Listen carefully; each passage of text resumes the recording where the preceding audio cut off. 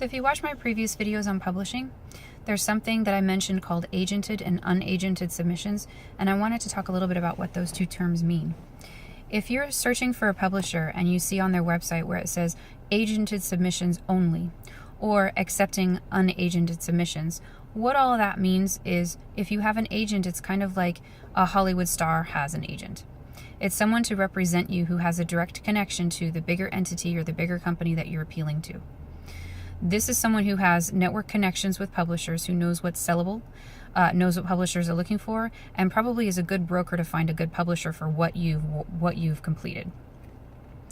The good thing about agents is they have that network connection. They can also tell you what's sellable about the work, and you're going to have a relationship with that agent where you're going to tell them why your work is sellable, how involved you're going to be in selling that work, how many book signings you're willing to go to, what kind of itinerary you're going to have for selling your work, how you're going to put yourself out there as a personality. The agent works with you to discover and find and establish all these things. So having an agent is a really good thing if you can get one. If you want an agent, you have to go through the same process that you would if you were to appeal to the publisher directly. Only this time you're appealing to the agent, and then the agent's going to appeal to the publisher for you.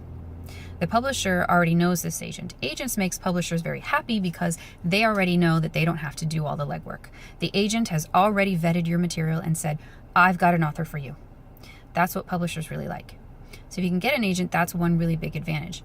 The disadvantage? You got to pay them. You have to pay them a percentage. Some accept a percentage of your royalties, some accept a flat rate. It all depends on the relationship and the contract that you have with the agent. They do take a portion of your earnings. They do take money from you.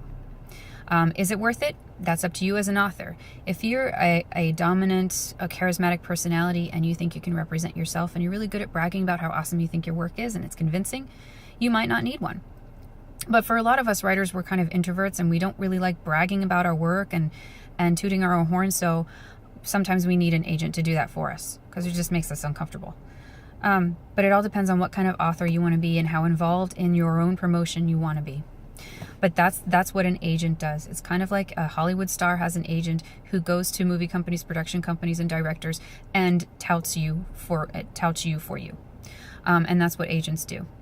So if you see that and you want an agent, you have to write to them, you have to appeal to them, you have to send them a letter much like you would a publisher, and then you have to wait. And then if they like what you say, they'll ask for your work. And then you'll send them your work, and then you'll wait. And then they'll either come back and say yes or no, I'll represent you, or nope, I'm not really sure I can work with this.